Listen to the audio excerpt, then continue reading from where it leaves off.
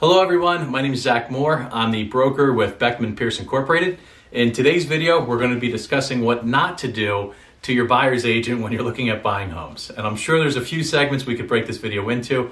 So for today, we'll just cover one topic, and that's canceling a showing that you requested. So just to start, when I'm working with buyers, a lot of times, like I said in previous videos, it's my first time meeting them. So I'll ask some qualifying questions. Typically, how many beds you're looking for, where you're looking to live, is there a particular school district you want to live in, and what's your top end price point. There's a lot more than I asked, but for the sake of this video, we'll keep it simple down to this basic criteria. So once I confirm that they're a qualified buyer, I go ahead and schedule the tour for them, because after all, that's my job, to fulfill your request and get you out to see the properties that you're interested in buying. So when I do this, I use a system called Showing Time. Showing Time is kind of like a shared calendar that agents and brokers use amongst themselves to facilitate and help coordinate tours for homes, especially when they're occupied.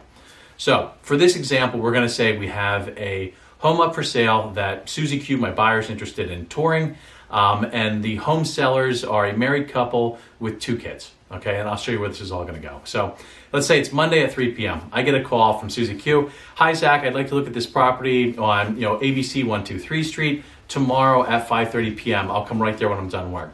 Okay, Susie Q, no problem at all. Let me reach out and see if I can get that booked for you. I'll give you a call back shortly. Quick log into Showing Time. And for the record, if I wouldn't have Showing Time access, because not every property is set up on that, I would just call the listing agent directly. But for this sake, log into Showing Time, log the request, email or a text or maybe even a phone call gets sent to the seller of the home saying, hey, there's a tour request submitted by Zack Moore with Beckham Pierce. They'd like to set up a tour for tomorrow, Tuesday at 5:30 p.m. Does that work for you? So they'll respond, sure, that works, good to go. And then Showing Time contacts me, says the seller has confirmed the appointment.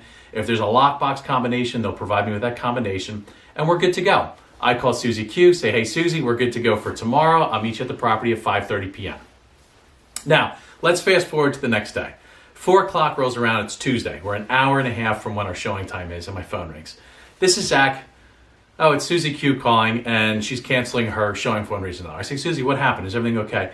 Yeah, we just decided we're not interested in that property. Now, I'm in a tight spot because I have to cancel the showing. So to cancel the showing, I quick log back into Showing Time. Showing Time tries to send a notice to the family. Because I'm worried about my reputation now, I quick call the listing agent and say, hey, Brian, it's Zach. I got to cancel the showing today for 5:30. Zach, what's going on? Why? We just booked this thing. It's like last minute, you're canceling. I know, my buyer just canceled on me. They didn't really give me a good reason. It is what it is. Oh, Zach, you got to stop doing this. Da, da, da. And it's probably the first time it's ever happened, especially with me and this agent. Okay, no problem. Let your seller know. Now, the listing agent, Brian, has to call the seller and explain to him. Now, the seller's upset because let's just think about what happened in their life. Yesterday, they got a phone call saying there's going to be a tour.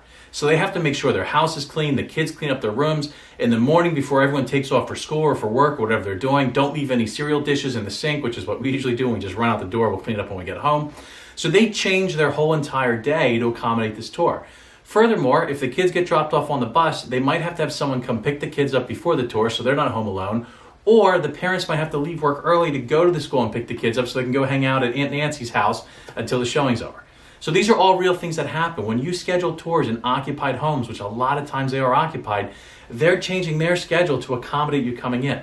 So when you cancel last minute and they go through all these steps to make sure, hey, the house looks nice, it's presentable, it's ready for you to come see it, and you cancel, it's just a major bummer for them, and it's frustrating as can be. So long story short, before you go in and set up a showing, make sure you're very interested in the house. Make sure you can afford to buy the house, which you could either do by, if you have cash, you have cash, but if you get a pre-approval letter, you know it's within your price point.